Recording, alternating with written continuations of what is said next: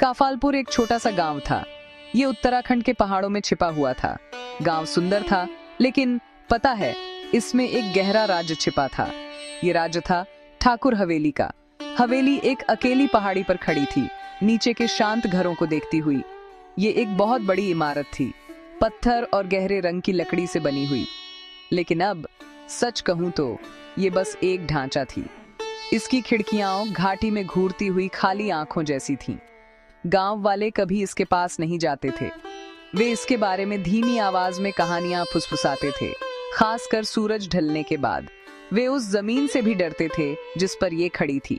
ये दुख और गहरे, कभी न खत्म होने वाले डर की जगह थी। कहानी पुरानी थी, बहुत पुरानी। ये बहुत पहले के समय की थी। हवेली ताकतवर ठाकुर परिवार की थी।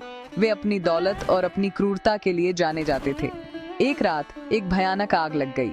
लपटें आकाश में ऊंची उठी, अंधेरे को नारंगी और लाल रंग से रंग दिया। पूरा गांव डर के मारे देखता रहा जब भव्य हवेली जल गई। जब सुबह हुई तो हवेली खंडहर हो चुकी थी, लेकिन आग अकेली त्रासदी नहीं थी। रूपा नाम की एक जवान औरत जो हवेली में नौकरानी थी, उसी रात गायब हो गई थी। उसे फिर कभी नहीं देखा गया। कुछ ने कहा कि वह आग में मर गई। दूसरों ने फुसफुसाया कि कुछ बहुत बुरा हुआ था। उस रात के बाद हवेली किंवदंतियों की जगह बन गई। जो लोग इसके पास जाने की हिम्मत करते थे, वे अजीब चीजें बताते थे। उन्होंने हवा में एक औरत के धीरे से रोने की आवाज सुनी।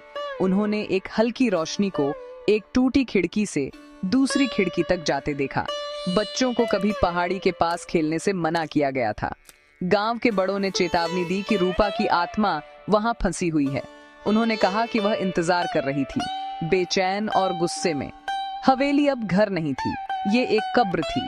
ये एक अंधेरे अतीत की लगातार याद दिलाती थी, जिसे गांव भूल नहीं सकता था। एक कहानी जो बच्चों को डराने और लोगों को दूर रखने के लिए सुनाई जाती थी। डर सच्चा था। ये काफालपुर में एक जीवित चीज थी। ठाकुर परिवार गांव छोड़कर बहुत पहले जा चुका था, लेकिन उनका डर का वारिस हवेली की टूटती दीवारों के अंदर बंद रहा। गांव वालों ने पहाड़ी पर भूत के साथ जीना सीख लिया। उन्होंने उसकी सीमाओं का सम्मान किया। उन्होंने उसके दुख को परेशान नहीं किया। हवेली एक खामोश चेतावनी के रूप में खड़ी थी।